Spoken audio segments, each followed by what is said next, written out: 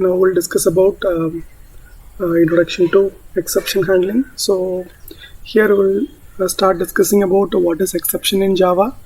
Then we'll move on to what are all the ways we can handle exception in Java and what are all the benefits towards it, right? So we'll start with what is an exception. So exception is an event that may rise during the execution of your program, and it will affect your program execution, right?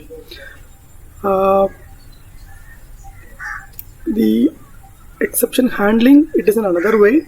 So here in exception handling, how your program is able to handle such kind of runtime error and making certain corrective measures or corrective actions, and it will able to continue its execution. So this behavior or this ability is known as exception handling. So as a developer, whenever you create an application or create a program, it may raise certain runtime error that will affect your program execution. But if you apply exception handling mechanism, you could able to make some corrective action during the execution of the program, and you can able to continue the execution. So this ability is known as exception handling. So what are all the situations or what are all the scenarios where you can get runtime error? Possibly whenever you work with a file system, whenever you try to open a file which is not there in a particular location, so in that case you may have runtime error, or you may have an exception. And whenever you try to insert an element into an array which is not in the bound of the array, or which is in the above of the size, so in that case you will get a runtime exception. And whenever you perform some mathematical operation which is not allowed at mathematical operation of dividing by 0, or whenever you perform a mathematical operation with other type of operands, in that case you will get an exception. And whenever you try to declare an array with some negative size, in that case you will get an runtime exception. So these are all the possible ways your program may get runtime error during the execution of the code. So here I have a sample code where we haven't mentioned any way of handling the exception. So here I have a class and I have a main method and I have two variables, and for the variable y I am performing 50 divided by x. So here division by 0 leads to an infinite. So this mathematical operation is not allowed, but if you try to do that, you will get an exception like arithmetic exception, divide by 0, and demo.java line number 4. So this 4 represents the line number 4. So in line number 4 you are trying to perform some operation which is not allowed, that is divided by 0. So in Java that comes with an exception handling or exception handling mechanism with certain description about an exception. So from the description, as a developer you could able to find what is wrong with the given code. So here in line number 4 we have a problem, and the problem over here is arithmetic exception. So in exception handling techniques in Java there are several built-in exception classes which are specific to handle, or which are specific to certain exception types. We will discuss about it. Apart from the predefined or built-in exception classes, it is possible that the developer can develop their own exception classes. So that comes under user-defined exception. So we will also discuss how to create our own exception classes. So in the perspective of handling runtime exception, either you can handle the runtime error inside your program, or you can simply ignore it. So that is a decision that is up to the developer to take the decision. And whenever you are ignoring it, then the Java runtime system by default it handles it, and it displays certain description about the exception on the console of your application. Then whenever you apply exception handling mechanism inside your application, which makes the developer to fix those errors, so that you can avoid programming is being terminated. Now we'll get into different types of exception which are there in Java. So we'll start discussing about the predefined exception classes.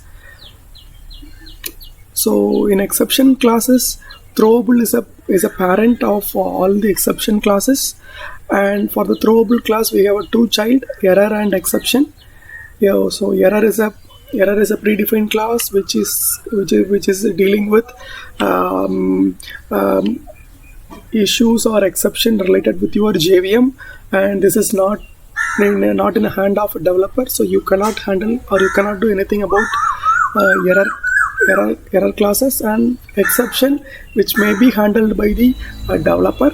And under exception class we have two categories of classes. One is checked exception and another one is unchecked exception. So in case of checked exception classes, as a developer you should handle it, and for unchecked exception classes, which allows the developer can ignore it, in that case your runtime system will handle it. So now we'll discuss about different kind of checked exception classes and unchecked exception classes in Java. For regarding exception type, we have a hierarchy of exception classes in Java.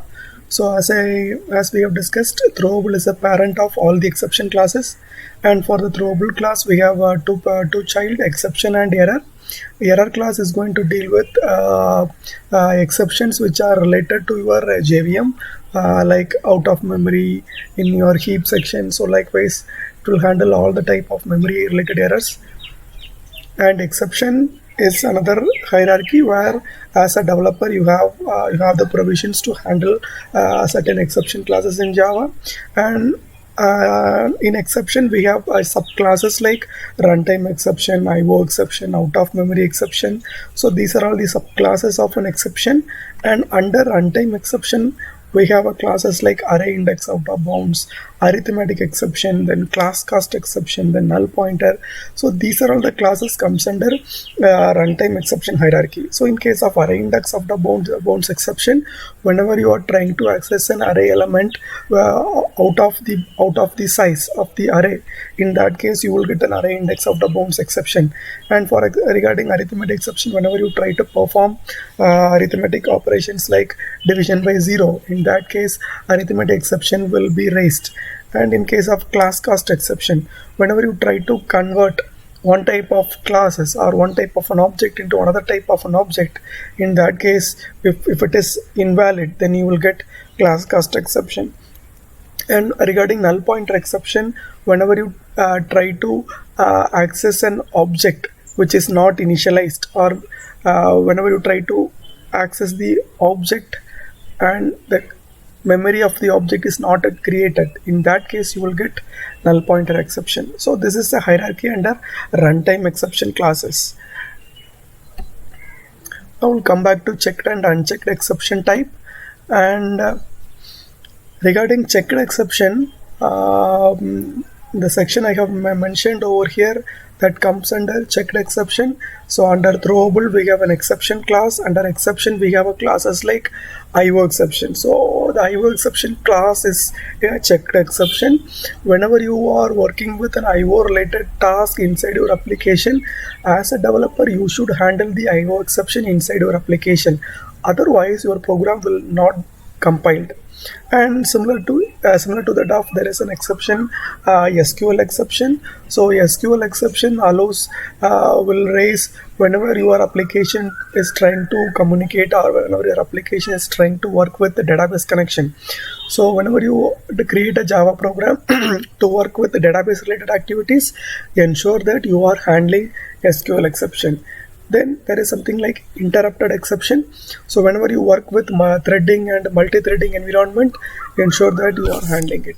So in case of checked exception, As a developer, you should handle it inside your program, otherwise your program will not compile.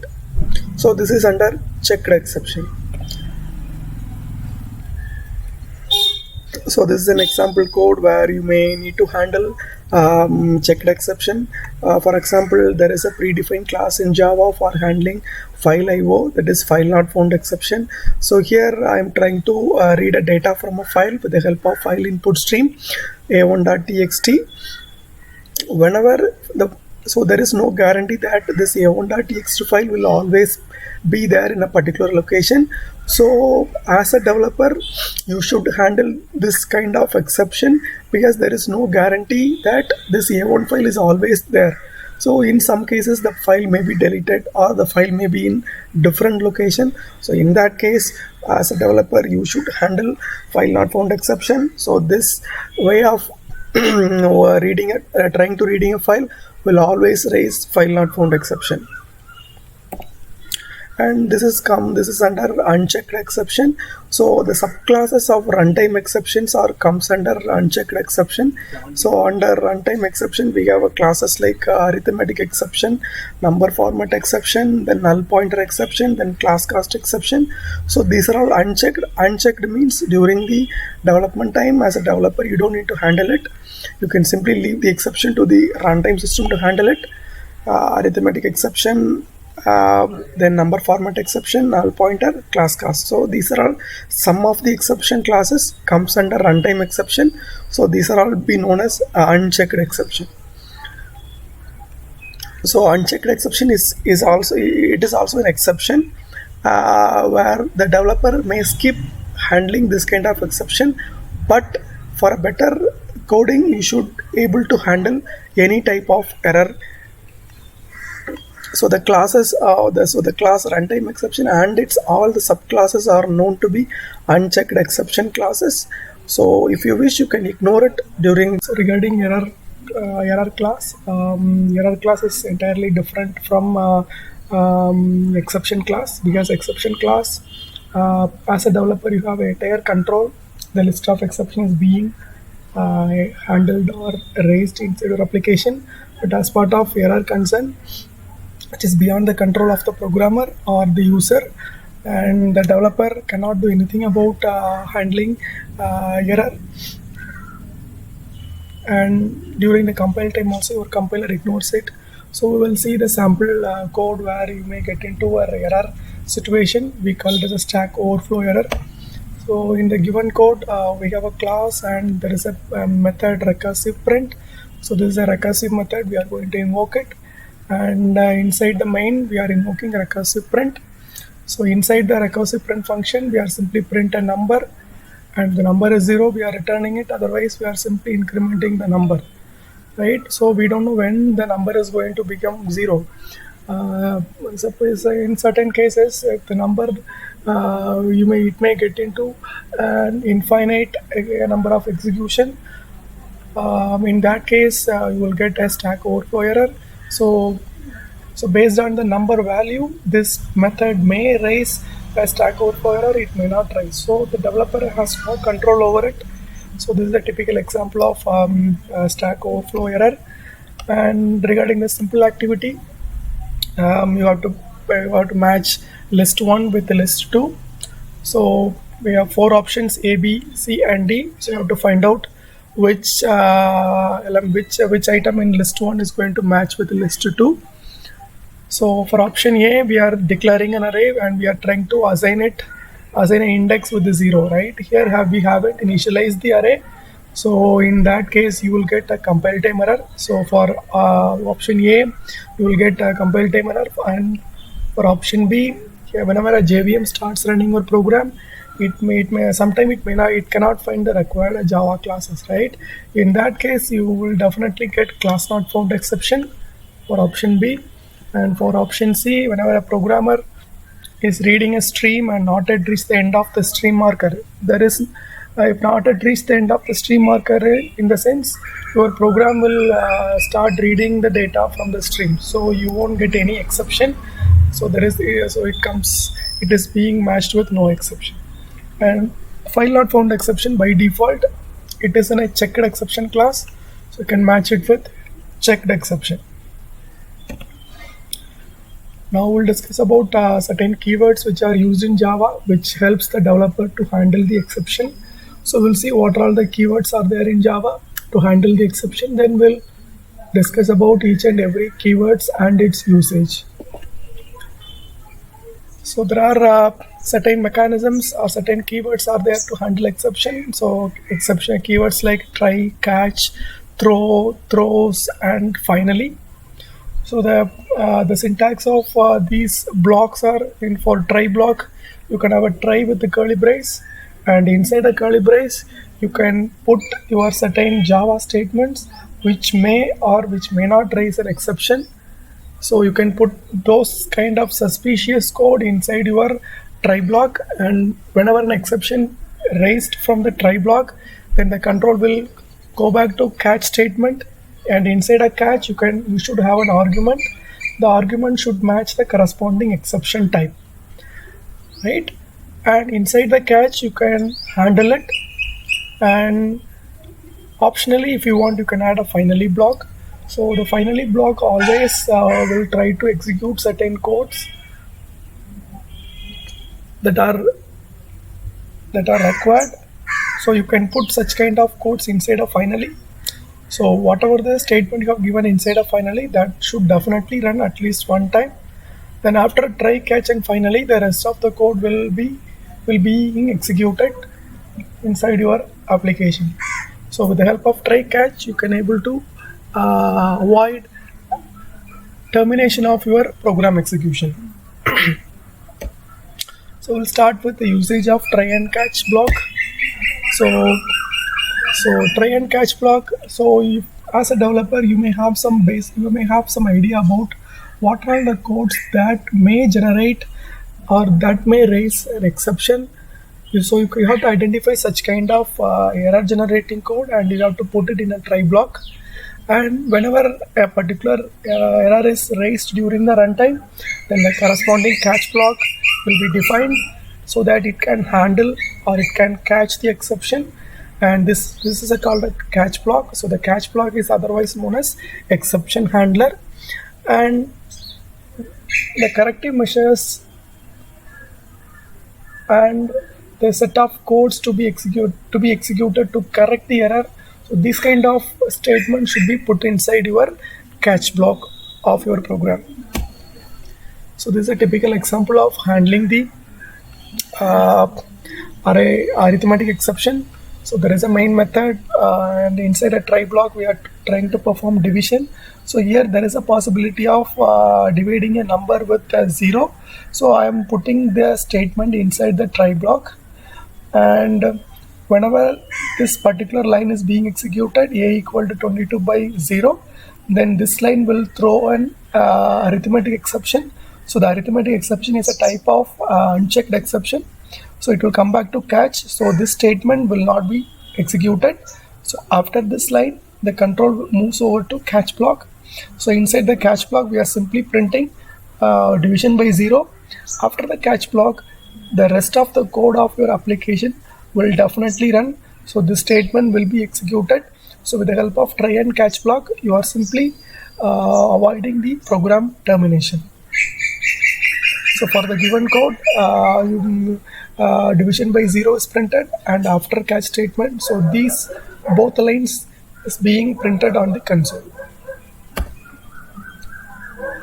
So what will happen if you try to compile and run the code? So I have a class and there is a main method, and inside that there is a for loop, starts with the 0, then xyz is a xyz, you can take it as an array dot length, then I plus plus, we are trying to print args of I, right? So xyz is an argument array, so we are taking the length, and here we have used args of I, right? So it is wrong, it should be of xyz of I. So in this line you will get a compile time error.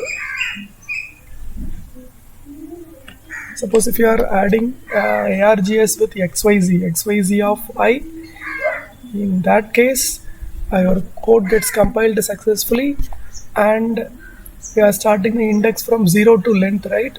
But for array, if the length is 5, the index will be 0 to 4. So if you are using less than or equal, then in this line you will get array index out of bounds exception. Then we'll discuss about multiple catch block. For a single try, if you wish, you can have multiple catch, and each catch block is defined to handle a different type of an exception class. And whenever an exception comes inside the try block, it will being mapped with the corresponding catch statement. Right, so we will see. So here there is a try statement. Inside the try block, we have written a code that may raise division by 0, or we have written a code that may raise array index out of bounds exception. So we have added statements which may throw two type of exception, and first catch is meant for arithmetic exception, and the second catch is meant for array index out of bounds exception, right? So the corresponding catch statement is being executed for the given code. So likewise, for a single try, if you wish, you can have multiple catch statements. And whenever we work with multiple catch statements, the ordering of catch should be starts with a subclass exception type and towards the superclass exception type. So whenever, for example, if you have a two catch statement, the first catch statement should handle the subclass of the corresponding exception type, and the next catch block may be an parent class, right? So suppose if you are reversing it, the first catch block is meant for handling the parent class exception, and the second catch block is meant for subclass exception. In that case, the second catch block will become unreachable, because the parent catch statement will handle its own exception and its all subclass exception. So while adding multiple catch statement for handling exception, ensure that the order of your catch should be starts with the subclass then towards your superclass. For example, so in a given code, we have a main method and we have a try and catch. So we have two catch statements, right? So integer at %. So whenever you apply %, it will try to convert a string type number into an actual integer. Suppose if you are passing some other data rather than an integer, then in this line you will definitely get number format exception. So that is about integer at %. So in a given case, we have a try statement with the two catch, right? First catch is meant for runtime exception, second catch is meant for number format exception, right? So we discussed about exception hierarchy, right? So in the exception hierarchy, runtime exception is a parent class and number format exception is a child, right? So while handling it, your first catch block should be a subclass, and then you can consequently move into parent class. So suppose in a given code we have added we have created a first catch block for defining runtime exception, so it is a parent. What will happen over here is the runtime exception catch will handle or will catch any type of exception that comes under runtime. So the second catch block is not necessary if you are using catch with the runtime exception. So the second catch block will become unreachable, so you will get compile time error over here. So whenever you try to attach multiple catch, ensure that you are handling the subclass first, then you are handling the superclass next. Suppose if you are reversing it, first catch block for number format, second catch block for runtime, then you will not get any compile time error over here. Then we'll go with the nested try block. So nested try block. So in nested try, you can have a try block inside another try block.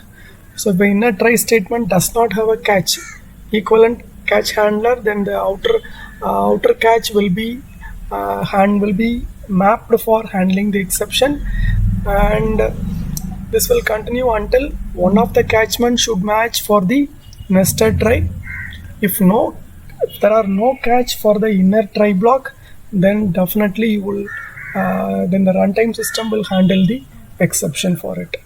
So like multiple catches, if you wish, you can have nested try also. So this is syntax. So we have a try with multiple statements, and inside that I'm creating one more try with a catch, and I have an outer catch. So this is how we organize nested try in Java. So this is a typical example. So I have a main method. So for the first, we have an outer try, and inside the first try block, we have a set of code for handling arithmetic division by 0. So this try block, this line you will get division by 0. So this catch will be executed, and we have another try. We have an array of size 5, and we are trying to assign index 5. So this is array index out of bounds. So in this line, this particular array index out of bounds exception is being thrown. So this will be printed, and this is a statement. So this also is getting printed. Then the catch will not be printed. Why? Because already the exceptions are being handled inside your try block itself, and finally outside parent try also is getting printed. So arithmetic division, array and accessing array elements, inside parent try, outside parent try. So these are all the statements getting printed for the given code. And moreover, the catch which is part of an inner try, if it does not match, then the corresponding catch of outer try block will be matched. Still there is no match, then your runtime system will handle such kind of exception.